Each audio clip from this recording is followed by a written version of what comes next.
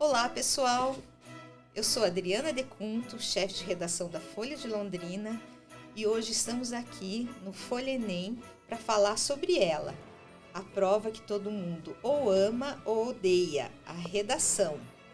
Nós estamos aqui com a Patrícia Maria Alves, editora de produtos digitais da Folha de Londrina. Tudo bem, Patrícia? Olá, pessoal. Olá, Adriana. Tudo bom? Tudo bem.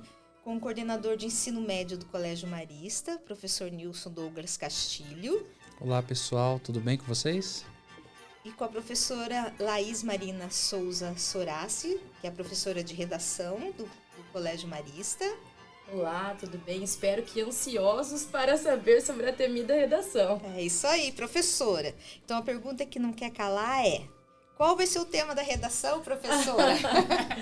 Na verdade, essa é a pergunta que os alunos sempre fazem, mas o que eu gosto de deixar bem claro para eles, é óbvio que nós estudamos ao longo do ano vários temas que podem aparecer, mas assim como qualquer processo seletivo, seja o Enem, seja o vestibular, saber o tema não faz com que o aluno tenha certeza absoluta que ele vai tirar nota máxima. Então essa não é a cereja do bolo, ao contrário do que todo mundo pensa. O importante é que o aluno esteja apto a fazer aquilo que a gente vem falando, tanto do eixo interpretativo quanto do eixo das habilidades e competências. Selecionar, organizar e relacionar a aplicabilidade de conteúdos que ele viu ao longo da formação dele. Por quê? Quando o aluno fez isso, ele está com o cérebro em atividade, ele consegue fazer uma leitura crítica do mundo. Independente do tema que apareça lá, de eixo problema social, ele vai conseguir estruturar um bom texto. Na verdade, eu ouso dizer que às vezes quando o aluno sabe o tema antes, ele acaba se perdendo um pouquinho, porque ele quer criar fórmulas prontas. E se ele, de repente, esquece alguma coisa que ele acha que decorou, ele fica instável e se perde no que ele tem para fazer. Então, o importante é que o aluno esteja antenado com a atualidade, que ele saiba que existem infinitas possibilidades para o Enem, não se prenda a aspectos como, é uma prova de eixo governamental, então não vai cair um tema que abra precedente para fazer um posicionamento contrário ao governo. Não se trata disso. Trata-se de uma prova de argumentação. Argumentar é comprovar ou defender um posicionamento por meio de fatos e não especulações. Eu acho que esse é o principal critério que o aluno tem que pensar. Saber o tema não significa nota máxima. Certo. E mesmo porque, eu não sei se só eu que tenho essa impressão, mas parece que por exemplo, eu tenho 2 filhas e elas, quando elas estavam em idade, né, de se preparar para o vestibular, a gente ficava, acho que isso aí vai ser tema da redação, acho que isso aí vai ser tema da redação. E nunca era, tanto é que o ano passado, que a gente imaginou 1000 temas, foi a certidão de nascimento, né? Então, nunca é o que a gente espera, né? Então, na verdade, assim, nós já tivemos a feliz coincidência de, nos últimos, acho que 4 ou 5 anos, terem caído temas que apareciam no nosso material e que nós tínhamos mencionado em sala e tínhamos trabalhado. Algumas vezes, os próprios alunos chegavam lá, já viam, se sentiam mais confortáveis, mas tem alunos que sequer lembrava que já tinha sido trabalhado em sala. Então, na verdade, é o que eu falei, é sobre o preparo com o tema. Tem uma redação do Enem Nota 1000 que eu gosto muito, que ela é muito curiosa. O título da redação ela é Orgulho Machadiano. E aí você imagina 1000 coisas que façam uma abordagem sobre Machado de Assis. E era uma redação sobre lei seca. Então, a sagacidade do aluno tá como ele vai abordar o tema associando em conhecimentos que ele já tem. Quando você pega, por exemplo, uma abordagem de repertório sociocultural, que série que ele assistiu, que filme que ele assistiu, que repertório musical, que podcast que ele consumiu, que ele pode usar para aquele tema. E esse é um raciocínio que ele só vai fazer ali na hora da prova. Então essas especulações que nós fazemos antes, nós trabalhamos para colocar o cérebro do aluno em atividade, não para que ele decore um texto prévio, chega lá e simplesmente reproduza. Não é isso que a prova quer dele, em nenhum dos eixos. Nem de linguagens, nem de ciências da natureza, nem de matemática. Seria o mesmo que eu dizer para o aluno, decore essa situação problema de matemática e chegue lá e faça exatamente igual. Não se trata disso, né? É um raciocínio de fazê-lo parar para pensar sobre a realidade que o cerca. Por exemplo, certidão de nascimento. Todos nós temos certidão de nascimento, né? Para que sejamos considerados cidadãos é preciso, é um pré-requisito. Então não é um tema mirabolante, mas é como eu vou articular esse tema em prol da defesa do meu posicionamento. Aí, saindo dessa questão do tema, né? A gente estava falando de repertório, quer dizer, independente de tema, como que se constrói uma boa uma boa redação ao longo, não sei, ao longo de uma trajetória do aluno na escola, ao longo do ensino médio? É uma pergunta recorrente e muito curiosa. Eu lembro de um episódio bastante engraçado de uma mãe que o aluno ia para o primeiro ano do ensino médio para o terceiro ano. E a mãe falou assim, agora eu vou assinar todas as revistas de grande circulação e ele vai ter que me entregar resumos semanais. Não é sobre isso, mas é sobre reflexão.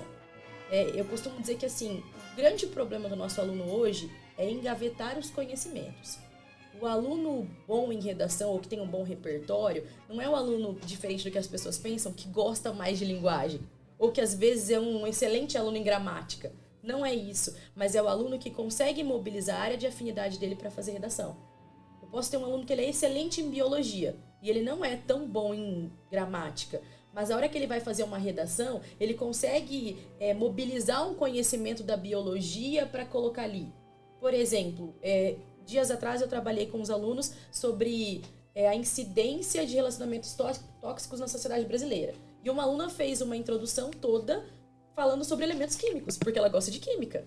Então, é essa sagacidade, é eu mobilizar aquilo que para mim é uma zona de conforto, porque eu preciso defender uma opinião para um leitor que eu não sei quem é. Então, eu preciso mobilizar conhecimentos para que eles sustentem essa tese. Então, essa questão repertório é você encontrar o que para você é uma zona de conforto. E, sobretudo, degustar e apreciar aí filosofia, sociologia, que para nós das linguagens são áreas afins e deliciosas de se adquirir conhecimento. É o aluno chegar na hora da redação e não, eu vou pegar aqui essa citação e eu vou guardar ela e eu vou usar essa. Não, mas é ele pensar, puxa, eu tô aqui nessa aula, que temas que eu poderia usar? Para que serve isso daqui? Onde que eu poderia empregar esse filósofo, esse teórico? Então o repertório, ele é resultado, ele é processo, ele não é produto. O aluno adquire ao longo da vida. Não adianta, no meu ano de vestibular, eu vou engolir atualidades e aí vai dar tudo certo. Não, ele é processual, E quando o aluno entende isso, fica bem mais fácil. E é um palavrão quando ensinam isso pra gente no colégio, que chamam de intertextualidade. Exatamente. Você sempre acha que você vai ter que relacionar textos uns com os outros, mas na verdade você tem que relacionar você, a sua vida, tudo ao seu redor, a vivência das pessoas que convivem com você, família, pais, irmãos, amigos, tudo que você vive, tudo que você vê, para você trazer ali no seu texto, porque é o que vai fazer com que aquilo seja mais próximo de você, Exatamente. E é essa a realidade do Enem, Sobretudo quando você pensa assim, o que o Enem, o que é o diferencial do Enem? Quando você pega a prova do Enem de redação e pega outras provas de vestibulares do país. Por exemplo, a FUVEST também cobra uma dissertação argumentativa. Qual é a diferença do vestibular da FUVEST, da USP, para o vestibular ou para a prova do Enem de redação? O Enem pede na conclusão, no parágrafo de conclusão, uma proposta de intervenção que seja prática e aplicável. Nada mais é do que resolução de problema. É você pensar esse problema e como, quem, de que maneira ele poderia viabilizar uma solução. Eu costumo brincar com os alunos, não é pode, pirim, não é mágica para desaparecer, mas é intervir no problema. Qual seria uma solução possível? E eu sempre falo para eles assim, eles gostam muito de falar campanha de conscientização, então vamos colar cartazes. Falo, então se eu colar uns cartazes aqui para vocês não usarem celular, para vocês não conversarem na aula, vai resolver? Então é sair dessa ideia do abstrato e vir realmente para a perspectiva prática. É exatamente o que você disse. É eu olhar o mundo à minha volta e pensar como é que eu poderia fazer isso ou fazer alguma coisa, ou o que eu poderia propor para alguém fazer para amenizar essa realidade, E resolução de problema é uma habilidade muito bem valorizada no mundo fora do vestibular, que a gente realmente tem que usar isso para a vida inteira. Se você não pode só elencar problemas, se você precisa enxergar as soluções, apresentar propostas de solução daquele problema de fato. Não só ficar ali falando que ele existe, E isso eu acho que é uma habilidade excelente mesmo, do jovem já sair dos estudos fundamentais, dos estudos básicos, já pensando dessa forma. Exatamente. E aí entra de novo uma perspectiva que a gente vem falando, que é o raciocínio lógico. Eu enfatizei esse problema na abordagem inicial. De que maneira ele poderia ser amenizado? E aí pensar na questão real. Aquilo que é aplicável, aquilo que na verdade dá para fazer. E não simplesmente, eu vou colocar ali. Por isso que foge um pouco dessa perspectiva de eu vou pensar esse tema e vou com uma ideia pronta. Não, Ele quer acionar em você esses conhecimentos prévios, O que você trouxe ao longo da tua formação que você pode colocar aqui agora para poder construir o teu texto, o teu repertório?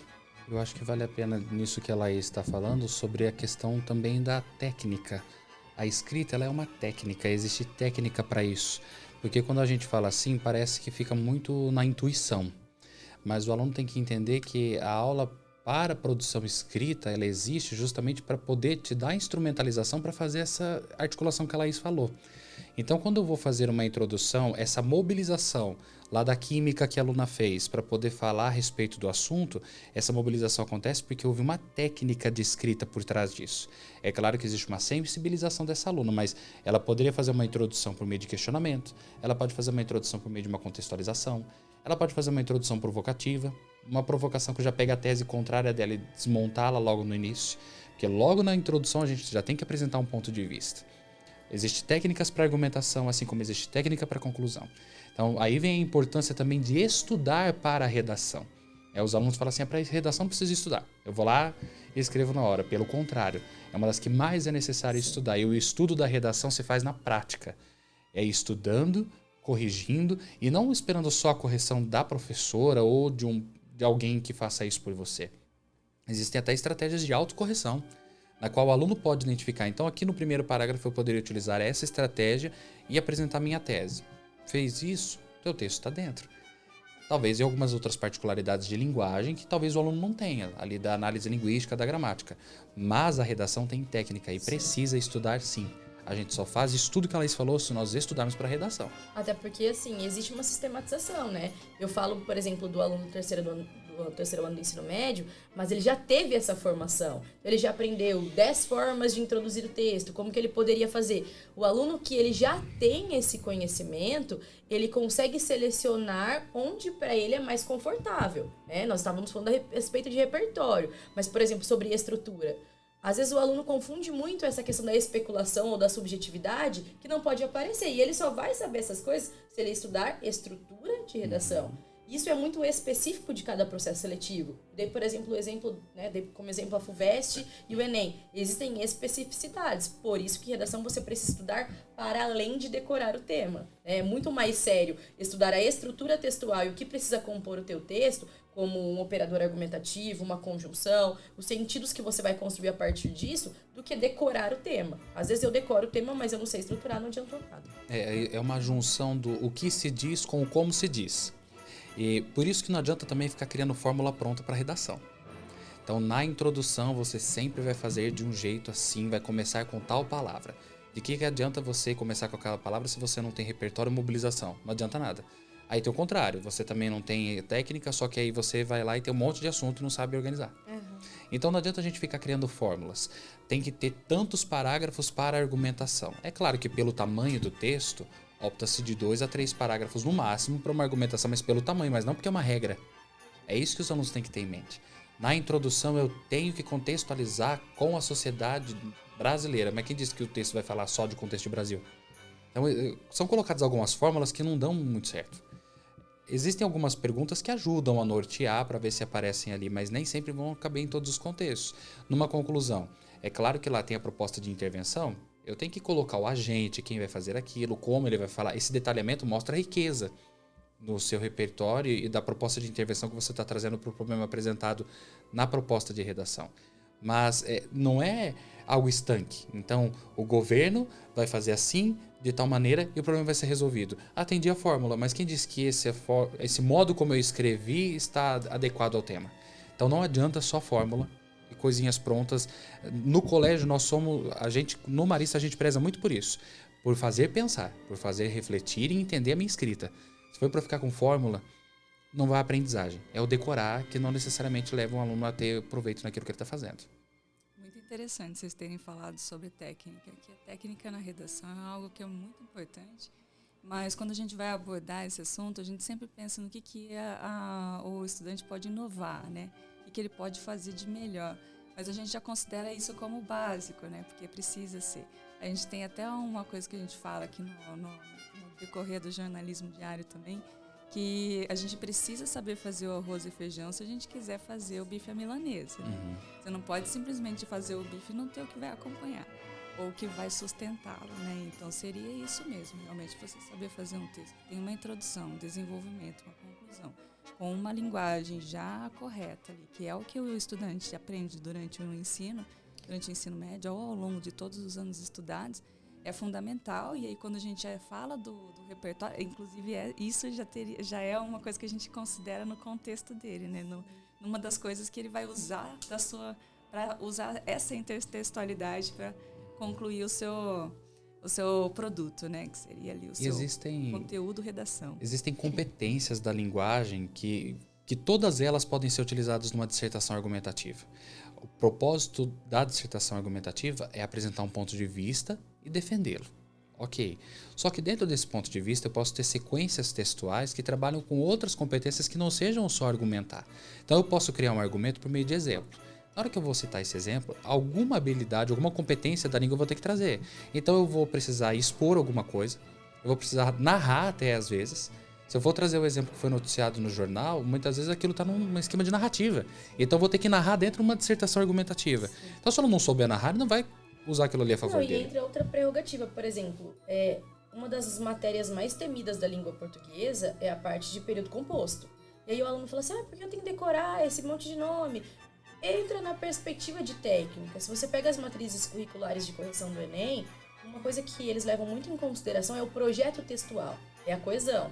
Vai ao encontro do que a gente falava aqui recentemente, sobre o roteiro, sobre o planejamento, sobre as informações elas terem relação entre si. Porque às vezes eu tenho muito repertório, mas se eu não sei organizar esse repertório de maneira coesa e de maneira que ele vá chegar a um ponto de convergência, o Enem leva isso muito em consideração. Existe um planejamento textual, existe um plano de texto, existe uma ideia que ela inicia, ela é apresentada e existe um término que retoma isso que foi apresentado lá no começo. E o aluno só consegue fazer isso, ele só consegue fazer essas inferências, essas mobilizações, se ele tem técnica de redação e um domínio da língua. Tanto é que a competência 1, ela fala, tem domínio da língua, da norma padrão, né? Tem uma competência que vai avaliar só esses operadores argumentativos e a diversidade deles que o aluno usou. Então, assim, é uma convergência de fatores, né? Agora, uma outra coisa aqui que eu não vou fugir um pouquinho, se colocar a minha intertextualidade, é que a gente fica falando sobre técnica e eu não consigo deixar de lembrar do Fernando Pessoa falando na voz do Álvaro de Campos. Eu sou um técnico e tenho a técnica, só dentro da técnica e fora disso eu sou um doido. Para mim seria essa é o que o estudante tem que pegar, seguir. Quando o Fernando Pessoa ele cria ali os heterônimos dele, ele revela justamente essa mobilização de saberes. Foi o que a Laís comentou lá no início. Ele se coloca ali um alter ego, se coloca numa outra pessoa, numa outra condição de produção do seu texto, até para ele assumir um discurso que não seja necessariamente dele. Isso daí é estratégico.